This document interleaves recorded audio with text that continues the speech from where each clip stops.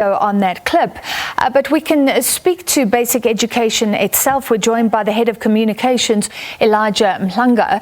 Mr. Mhlanga, thank you for being with us. Your department is saying that schools visited, at those schools the return rate was 80% to 90%, but you couldn't have visited all schools. Education experts, Mary Metcalf, for example, earlier said there's research saying it could be nearing 20% of pupils who have not returned.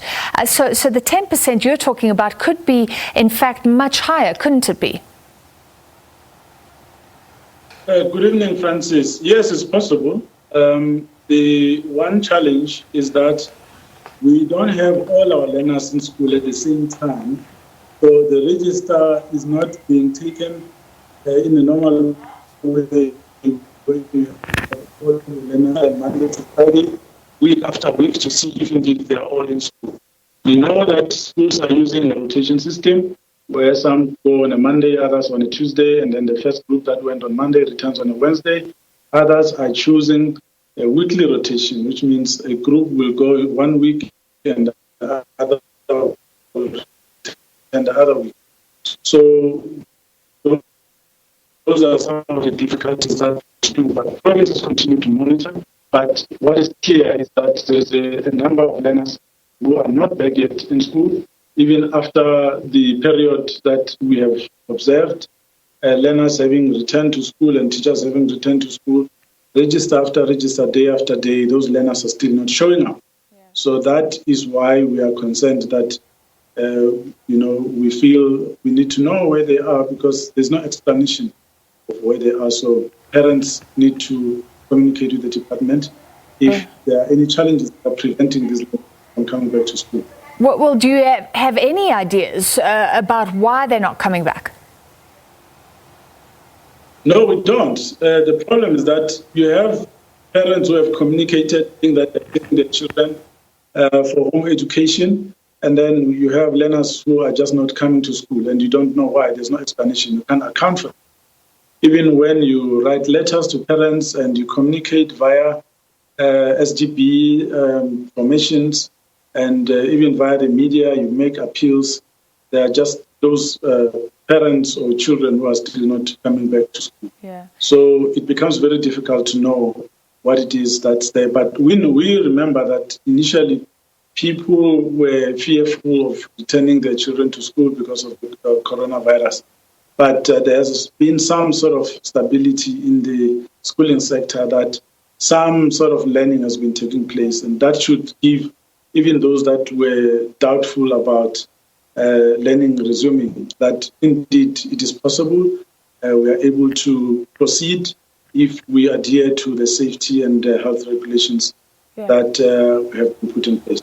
Mr. Mhlanga, don't schools have at least the numbers of the families, of the learners? Can't they pick up the phone and check and phone around? Can't your department start inquiring as to why these kids are not coming back? I did indicate that the SGB formations, who are the parents that connect the community and the school, have played their role to try to communicate with parents, children to school.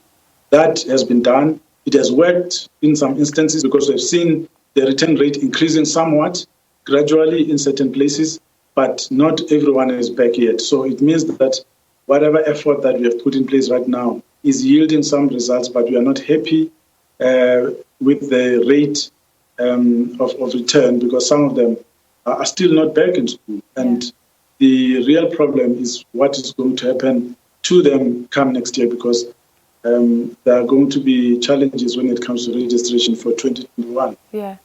The National Development Plan already looked at the huge attrition. So many pupils entering the system, but many dropping out along the way and not following through on their high school education. There's been concerns about a lost generation because of COVID-19. So this will all add to that. This is very serious. Is the department taking this very seriously? You will remember, perhaps, one of the things we need to do is to go to all the media briefings that the minister did from the 18th of March up until today. One of the things that she said was that if schools remain closed for an extended period, a lot of the learners are going to lose interest and drop out. She said that as far back as March. In April, she said the same thing. In May, she did repeat. And as well as in June, when we're preparing for the return of learners. That's why she said, let's do all that we can to open schools so that we can avoid a disaster that could happen if we were to keep schools closed. So that shows that from the start, when schools were closed, we had an idea that indeed, if schools don't reopen as soon as possible, yes, observing all the safety measures, it was going to be very difficult to have all the learners back in school.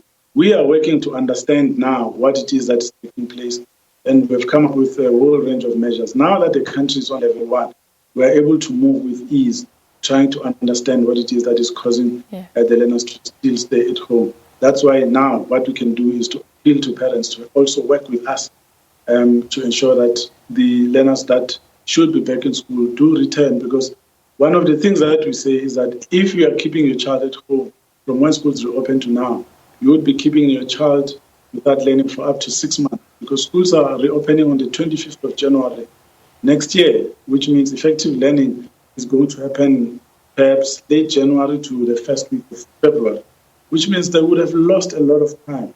And chances of them getting back on track again in so far as schoolwork is concerned is going to be very difficult. That's why the minister said today that we need a Read to Lead campaign to help us keep the learners engaged and work with society, work with organizations, revive those book clubs, make sure that we create an environment where learners can actually see that learning, reading, schoolwork is important. Yeah. All right, before we let you go, some of the work can be caught up next year, but that doesn't help the grade 7 and the grade 12s. Those are the serious ones because they are school leavers. And the minister today spoke about 34 days until the senior certificate gets underway.